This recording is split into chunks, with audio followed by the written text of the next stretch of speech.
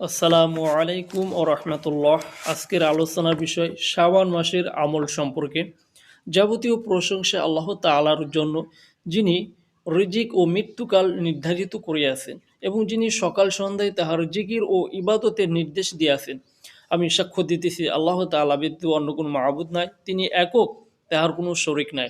আমি আরও সাক্ষ্য দিতেছি উত্তম গুণ সম্পন্ন ব্যক্তিদের প্রধান হজরত মুহাম্মদ সাল্লাল্লাহু আলাইহি ওয়াসাল্লাম তাহারই বান্দা ও রাসূল।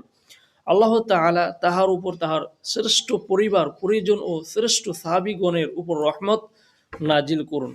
অশেষ শান্তি বর্ষিত হোক তাহাদের উপর। অতঃপর শুনুন, শাবান মাস নিকটে আসিয়া পৌঁছিয়াছে, যাহা পবিত্র রমজানের সূচনা।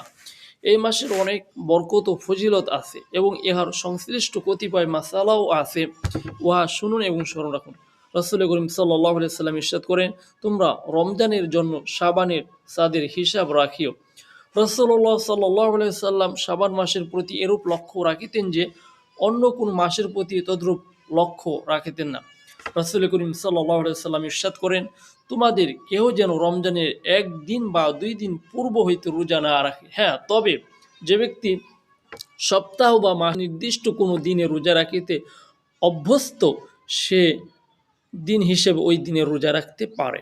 রাসূলুল্লাহ সাল্লাল্লাহু আলাইহি সাল্লাম 15 শাবানের রাত্রি সম্পর্কে ইরশাদ করেন, এই বছর যত আদম সন্তান জন্ম লাভ করিবে এবং যাহারা এই বছর মারা যাইবে, এ রাত্রে তাহাদের সংখ্যা লিপিবদ্ধ করা হয়। এ রাত্রে মানুষের সমস্ত বৎসরের আমল উঠায় লওয়া হয় এবং তাহাদের রিজিক নাজিল করা হয়। রাসূল করিম সাল্লাল্লাহু আলাইহি সাল্লাম ইরশাদ করেন, 15 শাবানের রাত্রি জাগরণ করিও এবং ওই দিন রোজা রাখিও, কারণ আল্লাহ তাআলা এই রাত্রে সূর্যাস্তের সঙ্গে সঙ্গে প্রথম আসমানে তাশরিফ আনয়ন করেন। অতঃপর তিনি বলিতে থাকেন, কে আসো ক্ষমা প্রার্থনাকারী, আমি তাহাকে মাফ করিয়া দেব। কে আসো রিজিক প্রার্থী, আমি তাহাকে রিজিক প্রদান করব। কে আসো বিপদগ্রস্ত, আমি তাহাকে বিপদ মুক্ত করিয়া দিব। এরূপ অনন্য বিষয়ের প্রার্থনা আহ্বান করেন।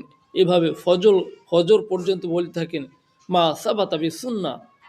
অধিকাংশ শহরের লোকদের মধ্যে বিশেষভাবে কতগুলো প্রথা প্রচলিত আছে, যা খুবই জঘন্য বিধাত। যেমন শবে বরাতে বাতি জ্বালায় উহা ঘরের দরজা ও দেয়ালের উপর রাখা এবং উহা দ্বারা ওয়ালাইকুম আসসালাম আত্মগৌরব করা, আর দলবদ্ধ হইয়া আগুন এবং পটকা লইয়া নানা প্রকার খেলাধুলায় লিপ্ত হওয়া।